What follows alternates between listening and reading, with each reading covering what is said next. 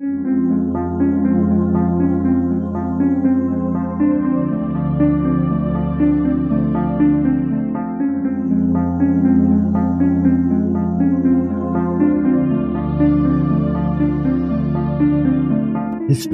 tells the story of the world and of our lives. Sometimes that history goes bump in the night.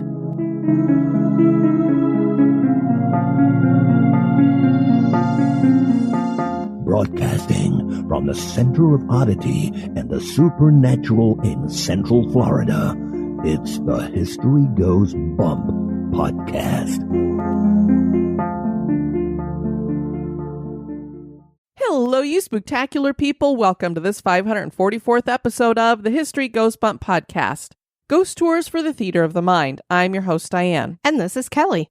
Kelly, on this episode, we're going back to your home state of California. We are. Up to Northern California to Old Sacramento. Awesome. Have you ever been there?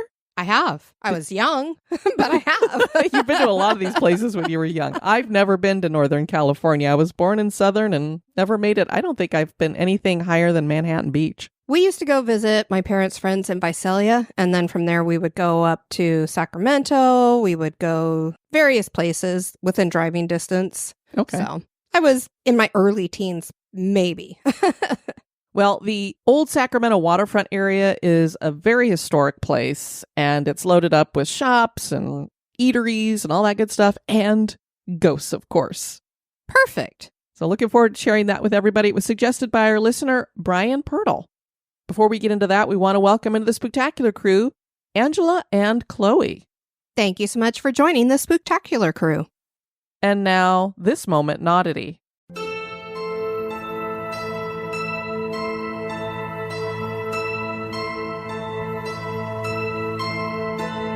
The moment in Oddity was suggested by Dewey Oxberger. There was a most unique research vessel invented in 1962 called FLIP, which stood for Floating Instrument Platform. FLIP was designed by the Gunderson Brothers Engineering Company in Portland, Oregon. Technically, it was not a ship at all, but a 355-foot oceanographic research vessel. FLIP was operated by Scripps Oceanography of San Diego, California, for the U.S. Navy. The reason why this vessel was named Flip was because it could be towed out to sea in a horizontal position and then flipped 90 degrees, with 300 feet of its length submerged underwater. To accomplish this flipping process, the research vessel's operators would direct water into several ballast tanks. The transition from horizontal to the vertical positions would take almost 30 minutes to complete. Flip was originally built to study long-range sound propagation for submarine warfare. However, the research platform was also used to gather information on geophysics, meteorology, physical oceanography, marine mammal research, and for gathering other scientific data. Flip was exceptionally impervious to waves. A 30-foot wave would only make the vessel rise a mere 3 feet in the water column, and it could even withstand swells of up to 80 feet. Most rooms in the buoyant end of Flip were designed with specifications to operate in both the horizontal and vertical positions. Things like bunk beds, toilets, and stoves were built on swivels, while sinks and doors were built both in the horizontal and vertical positions. Flip gathered valuable data for nearly 60 years before retiring in August 2023. Flip's unique design made it the only vessel in the world capable of operating both horizontally and vertically, and that fact alone certainly makes it odd.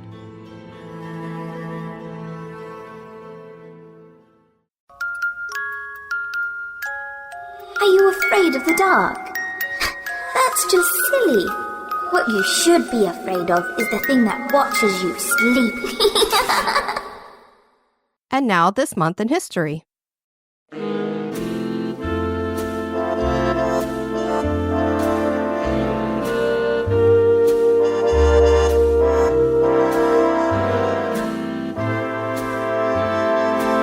In the month of June, on the 22nd, in 1969, the Cuyohoga River in Cleveland, Ohio, caught fire. The fire was blamed upon the extensive pollution of the Cuyohoga River, and witnesses stated that the inferno reached heights of 5 stories high. It called to light the city's ineffective pollution abatement program. The blaze was recorded beginning around noon and took approximately 20 minutes to get under control. A fireboat and 3 fire battalions battled the fire, eventually containing it to a railroad trestle owned by Norfolk and Western Railway Company, with an estimated damage of $45,000, causing the company to close the area to rail usage. A secondary trestle owned by Newburgh and South Shore Railroad Company sustained $5,000 in damages. However, that trestle remained open. It was documented that the fire was caused by a buildup of oily waste and trash that accumulated on the river under the 2 trestles. Cleveland's Bureau of Industrial Waste investigated, and it was surmised that the blaze was caused by a discharge of highly volatile petroleum derivatives that had a low flash point but still ignited, possibly due to a flare at the site of the railroad bridges. At the time of the fire, there was national concern over pollution in Lake Erie and the rivers that flowed into it. This occurrence negatively reflected upon Cleveland's reputation, precisely due to the Cuyohoga River's documentation of being the most polluted river in the nation. Over the years, the Cuyohoga River has caught fire 14 times, with the most recent blaze having occurred in August of 2020, after a reprieve of 51 years. Old Sacramento is known as Sacramento's front porch. The entire sector is protected as a national landmark, and for good reason. Much of California's early history is seated here. The town saw immense growth during the California Gold Rush, and with that came death as well. Cholera epidemics swept through, and fire and floods destroyed the place more than once. Old Sacramento had to be raised 18 feet to prevent flooding, leaving behind underground tunnels. These tunnels are said to be filled with spirits, and several of the historic buildings that still remain have unexplained activity. Join us as we explore the history and hauntings of Old Sacramento.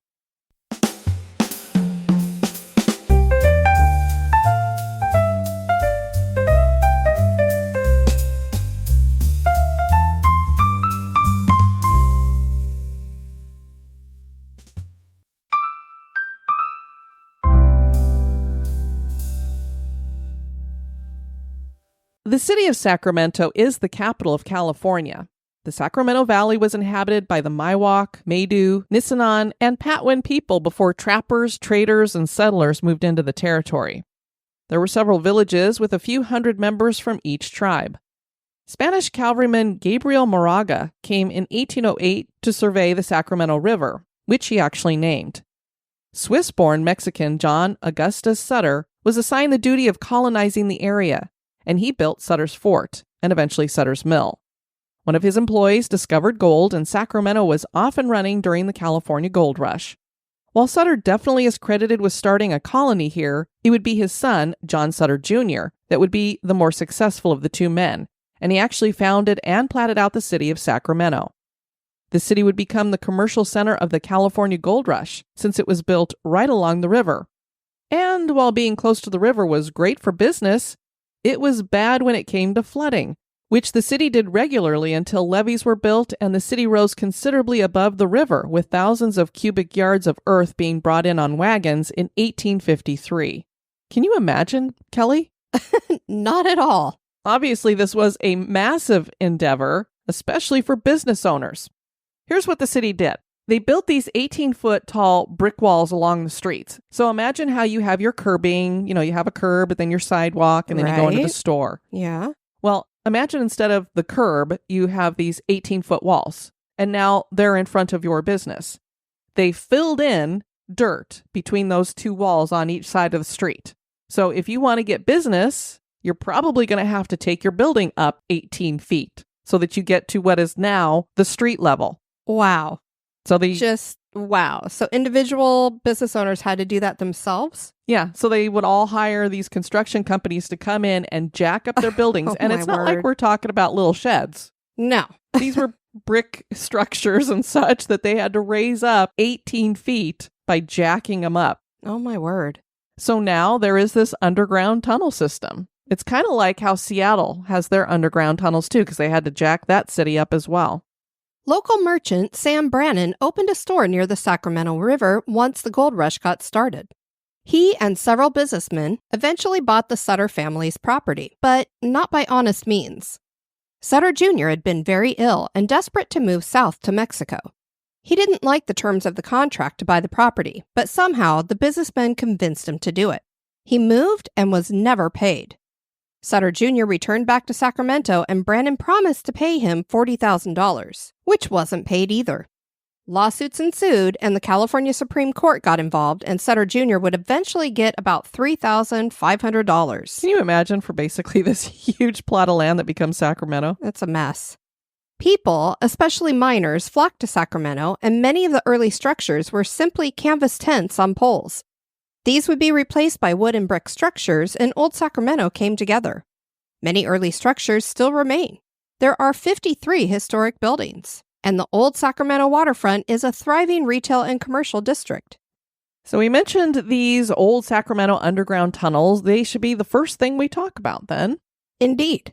There are claims that Old Sacramento is one of the most haunted areas in the world, and the most haunted place in Old Sacramento has to be these underground tunnel systems. This area was notorious for crime and murder and all kinds of nefarious activity. Investigators claim that there are spirits of victims of disease, floods, and fires in the tunnels. People have claimed to hear disembodied crying and laughing, and shadow figures have been seen. One apparition people have seen is a woman in a Victorian dress.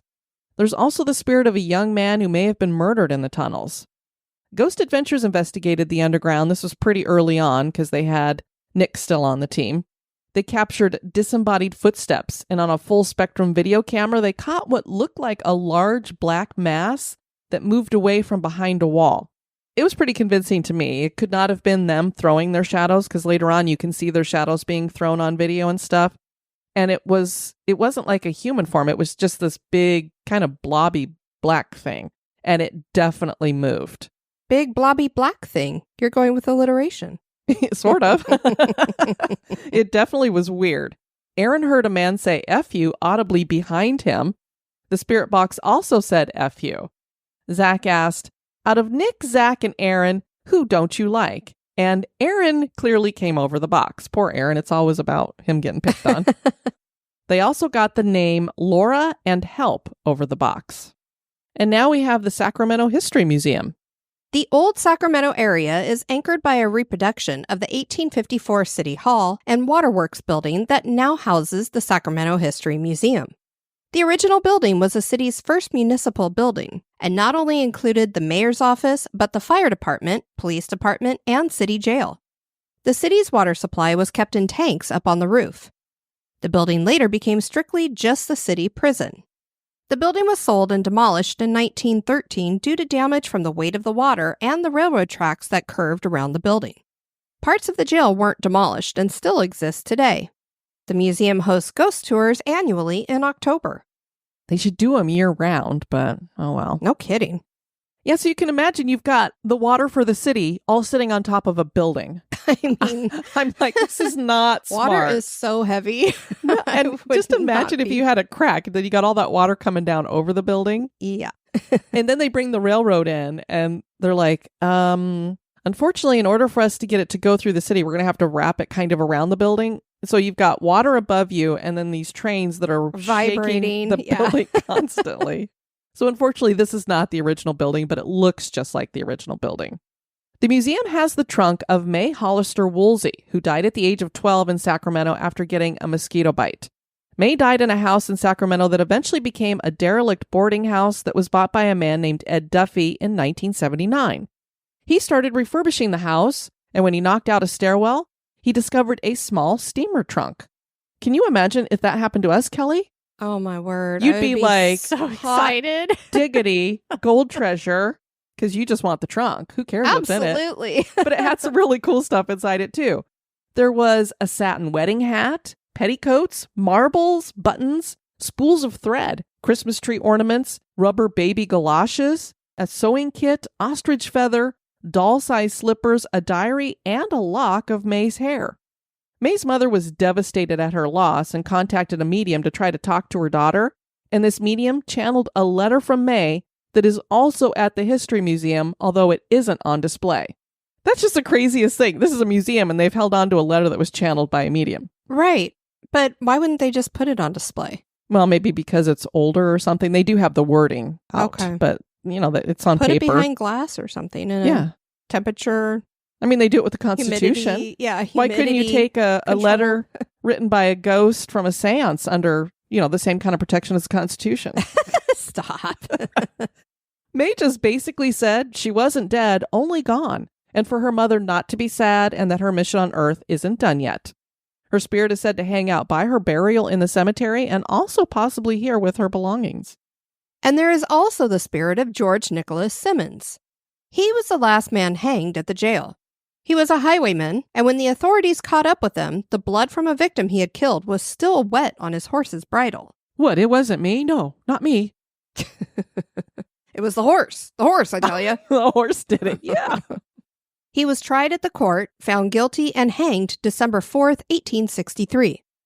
A tour guide said that guests on his tour captured a few pictures of him telling the story of George outside the museum, and there were orbs that seemed to be moving all around his body. And now we have the Lady Adams building. This is the oldest remaining structure in the district. It dates to 1852. This was a wholesale and import house that was started by 4 German immigrants who arrived in town aboard the Lady Adams. They named their store Lady Adams Mercantile Company because the initial goods sold came in off the Lady Adams. Mercantile went bankrupt in 1861 and was replaced by the Fogus and Coghill Grocery. The building was raised 15 feet in 1865 and became the Mebius and Company Wholesale Grocers. It was vacant in the 1950s as the area became Skid Row, and this waterfront area really was one of the most rough Skid Rows there was in the country. Wow. Old Sacramento was redeveloped in the 1960s, and the Lady Adams building and its next-door neighbor, Howard House, were renovated. When reconstruction was done, the ground floor opened as Evangeline's gift shop, and the upper 2 floors featured a bank-themed restaurant and bar. Today, this is Evangeline's Costume Mansion, which opened in 2000. The mansion features 8 themed rooms, and visitors can participate in a scavenger hunt through the 2 buildings.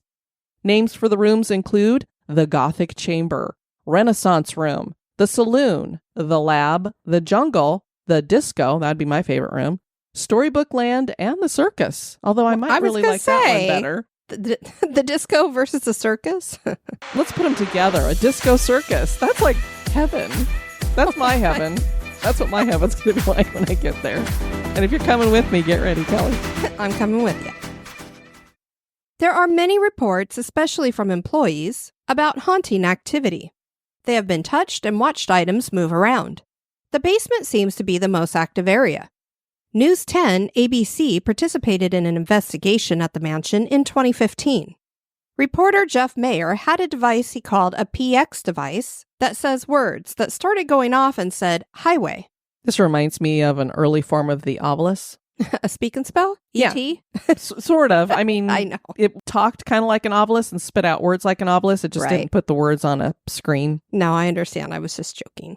A psychic with the group said that there was a man on the 2nd floor who was throwing around F-bombs and saying he wanted some whiskey.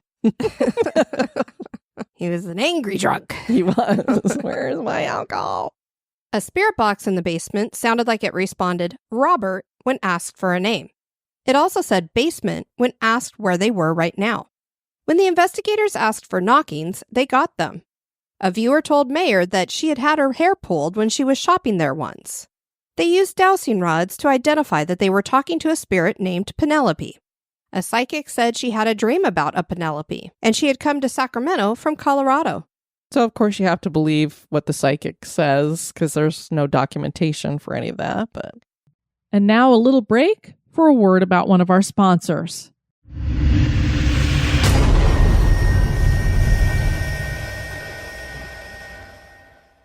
And now on to the Vernon Brannon House.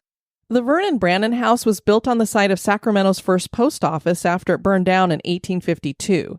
Samuel Brannon owned the plot, and he sold it to Henry E. Robinson, who built a 3-story hotel he named the Jones Hotel. This opened in 1854, but was closed within a year. Talk about bad management. A woman named O.J. Clark took over the building and reopened it as a boarding house she called the Vernon House. 10 years later, Samuel Brannon bought back the property and restored it back to the hotel and opened it as Brannon House. Brannon sold it to Peter Breiting in 1875. Today, the building is a Calder Bank office. There's a spirit of a woman in the building. Some think she died in a fire, perhaps before the hotel had been there because the post office had burned down, so I don't know if there was anybody in there. People claim to hear her spirit whispering in their ears. One time it was, "Excuse me." At least it's a polite ghost. She likes to turn on the upper balcony lights if someone is out on the patio. Next we have the Dingley Spice Mill Building. Nathaniel Dingley was born in Maine in 1824 and left for the California gold mines in 1849. He was married 4 times and had 4 daughters. He was divorced twice, and his 4th wife was in the process of divorcing him when he died in 1897. You know, back during this time when you hear that somebody was married 4 times, you're like, oh, how horrible. They've had all of their wives die. No, this guy's gotten multiple divorces back then, which is kind of unheard of, I would think. Certainly wasn't a good man, I guess. Or maybe he had a bad picker. That could be too. Dingley was a pioneer coffee merchant who amassed a great fortune from his coffee business, and he owned a lot of property in San Francisco and Sacramento. Imagine how well he'd be doing today, because everybody's selling coffee and it is expensive.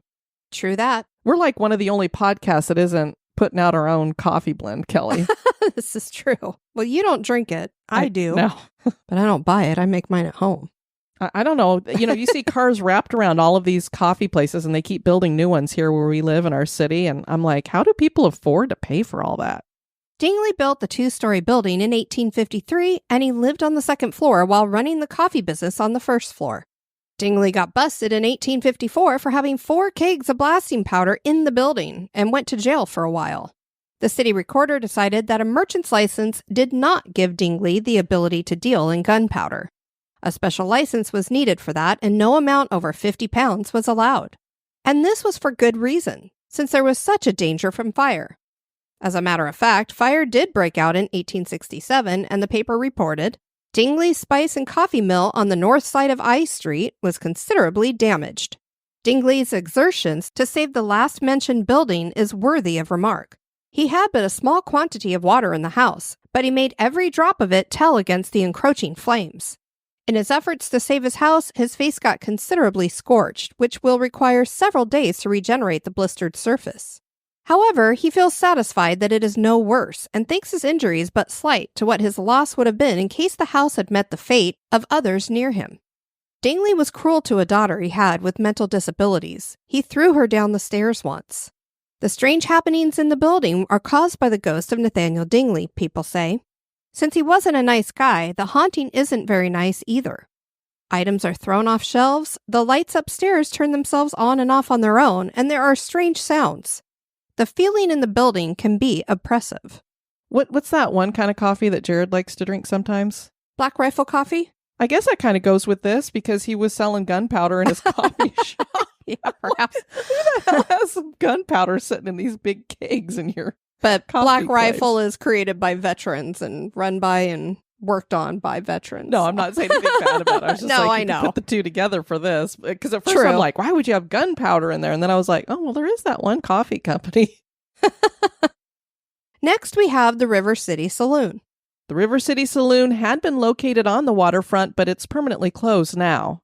It had touted itself as the last Old West saloon left in Sacramento, and the building dates back to the 1800s. The first building was wood, and this was replaced by a brick building in 1857. The saloon not only served drinks, but there was a brothel here run by Joanna Hegel. Sacramento newspaperman Parker French bought the saloon and reopened it as Parker French's Saloon. Men had to be careful not to get too drunk or they might get shanghaied. When Prohibition shut down alcohol, the bar switched to sarsaparilla, or so they said. Sure. By the 1960s, the building was part of Skid Row. The River City Saloon moved in 2008 after a remodel to its original grandeur. The interior featured a 1905 triple-arch Brunswick back bar from a New York hotel, and it had pressed tin ceilings. Nice. Yeah, the pictures of the inside of this place, it would have been so cool just to go in there and sit down for a little bit. And I encourage you guys to Google what a triple-arch Brunswick bar looked like. They're very cool, carved wood and all that good stuff. The bar seems to have 3 ghosts that haunt the place. There's a prankster male ghost who sometimes steals from customers. Another's a child ghost. And the third is a mysterious one that entails a handprint that shows up on the mirror behind the bar. Employees claim that after closing time, things would move around behind the bar. Light fixtures hanging from the ceiling would swing on their own.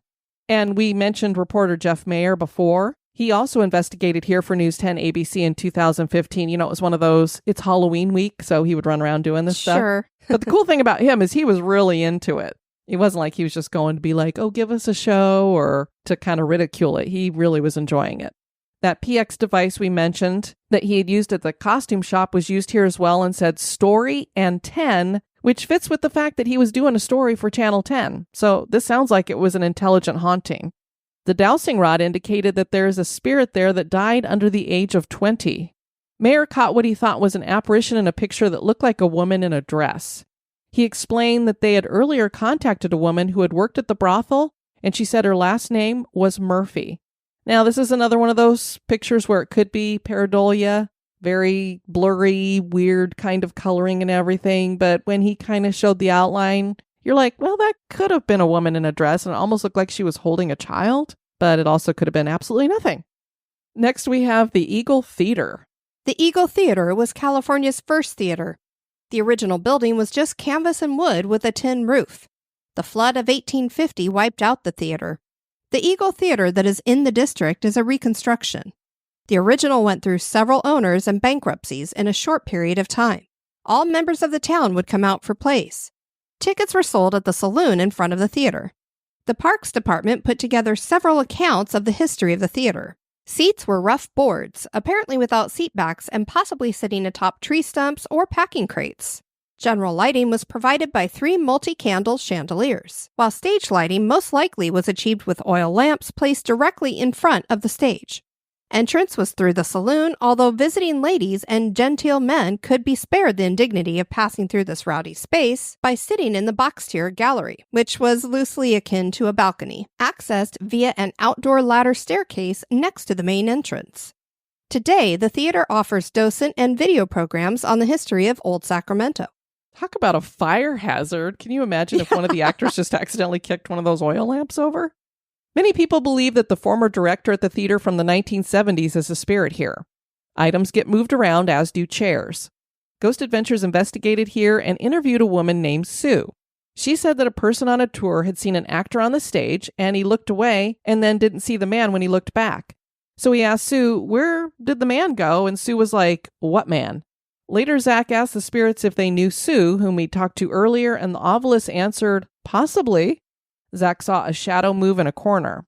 When he asked if the spirit could show that he was there, a rocking chair started rocking on its own. Of course, I can't see if they're pulling strings or what have you, but the rocking chair definitely had a little bit of a subtle movement to it. And then there's the Delta King.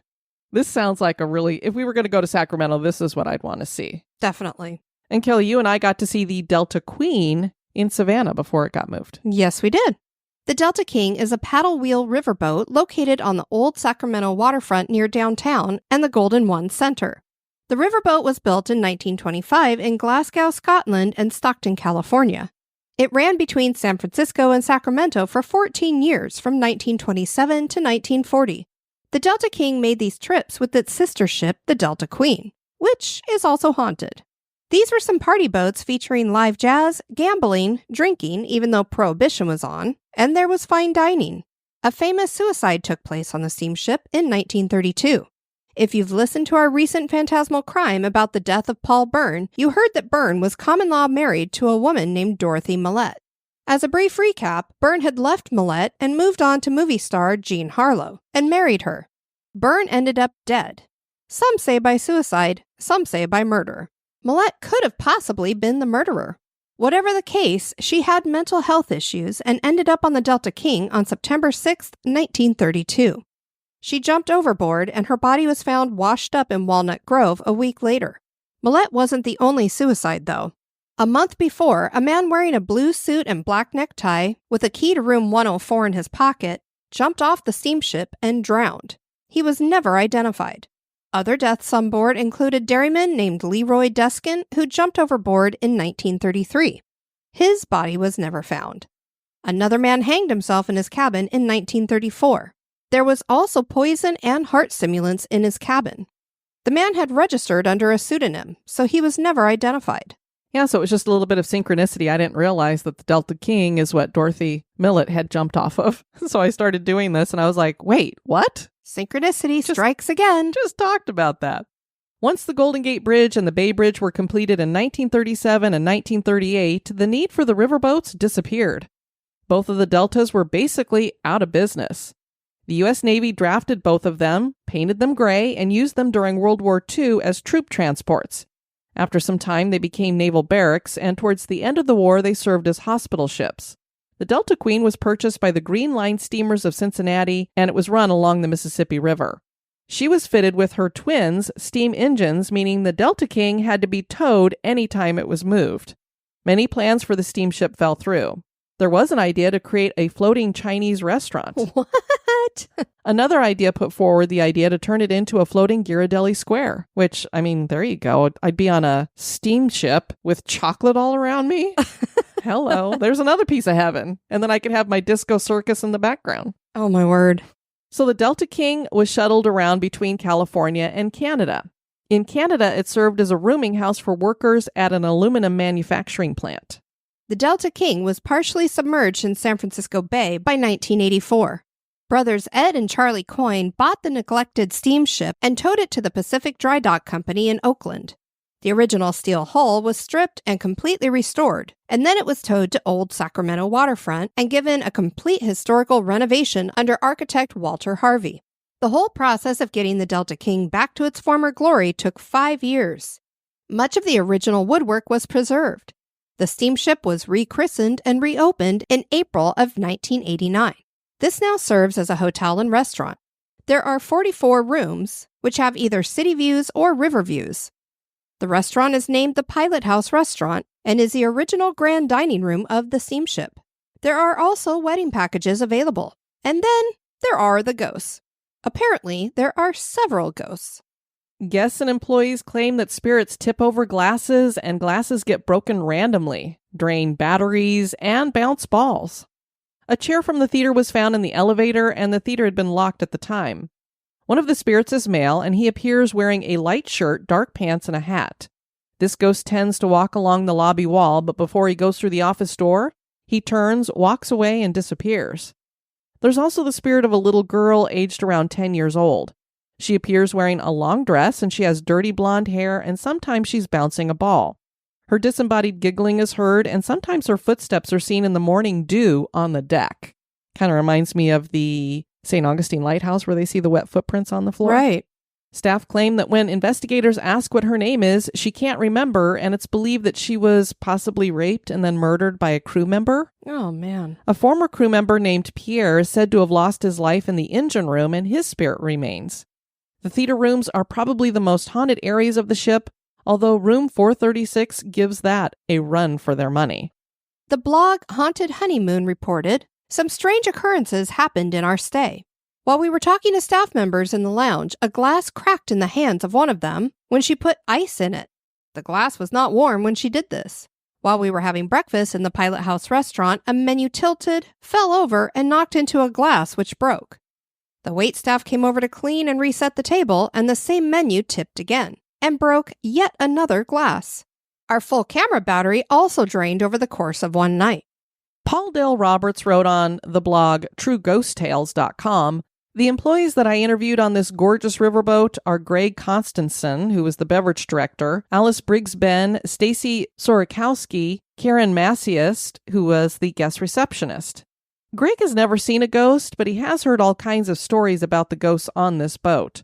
While I was interviewing Greg, HPI paranormal investigator Debbie Talani was trying to gather some photographic evidence of paranormal activity on the boat. Debbie had an unusual situation happen while taking pictures.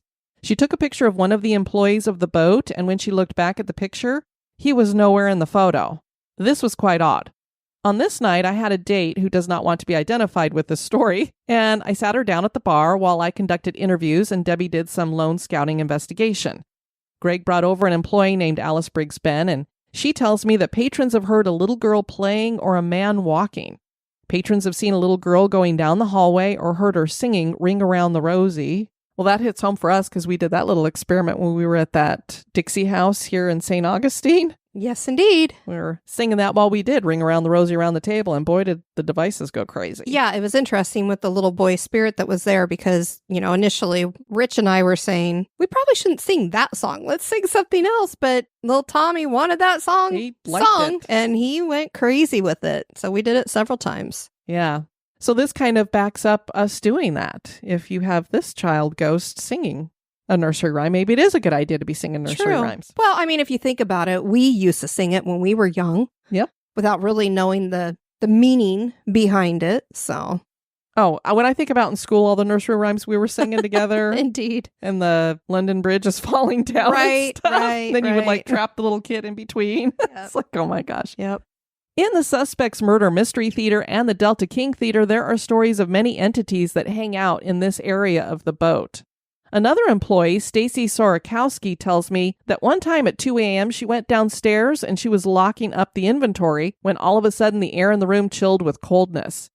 That was her only paranormal experience, but she was told by the server that he actually saw the little girl ghost.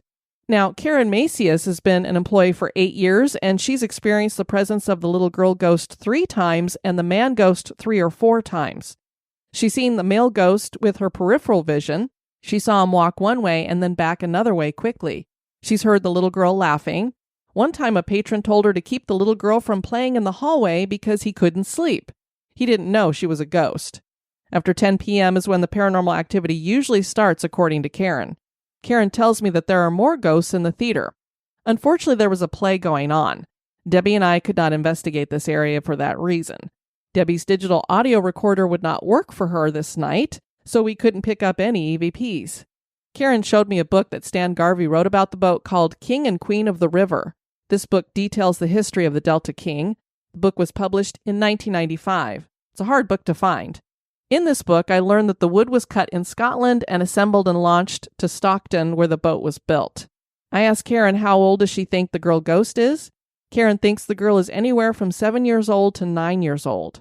One employee saw barefoot footprints of the little girl ghost show up on the floor. He freaked out and quit his job instantly. I asked Karen, what does the man ghost look like? And she described him as wearing a dark cap, white shirt, and dark pants. One time, Karen thought the man ghost was mad at her, and he shifted all of her papers on her cabinets to the left-hand side of one cabinet. So, I would say fairly active. Yes. Sacramento is a city with many haunted locations, and the Old Sacramento waterfront seems to have a cluster of them. With a rich history dating to before the gold rush and an entire network of underground tunnels, it's not surprising. But are these locations really haunted? That is for you to decide. Well, if you guys have been down to the Old Sacramento waterfront, let us know. I would love to see that costume mansion too. Oh, absolutely. I always love costume shops and to have a bunch of themed rooms. How cool is that? Want to encourage you guys to check out our website at historygoesbump.com. And if you'd like to send us some feedback, you can do that at historygoesbump@gmail.com or any of our various social media that we have out there. We do like to respond to you guys, so we want to thank Jen for writing us about the podcast. Greatly appreciate that. If you guys love what we're doing, please let us know. And if you're listening over on YouTube, hit that like button and please share the show. That's the best way to get it out there. I want to thank you guys for tuning into this episode. I've been your host, Diane. And this has been Kelly. You take care now. Bye-bye. Bye-bye. This episode is brought to you by our executive producers. Dispatches from the Grave Digger. We want to welcome into the cemetery Rose Peary. Mort's going to be putting you in a chest tomb. Thank you so much for supporting the show. You can find History Goes Bump on Spotify, iHeartRadio, Stitcher, Apple Podcasts, Pandora, Google Play, and anywhere you can listen to podcasts.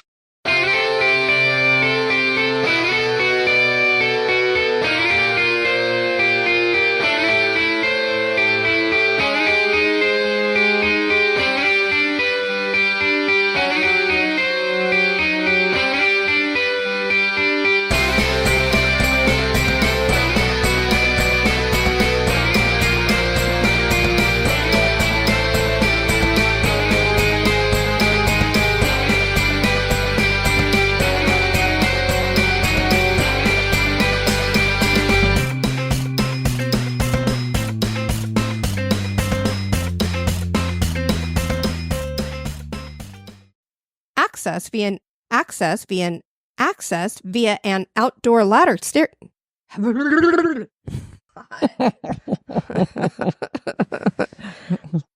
slapping those lips around. That helps.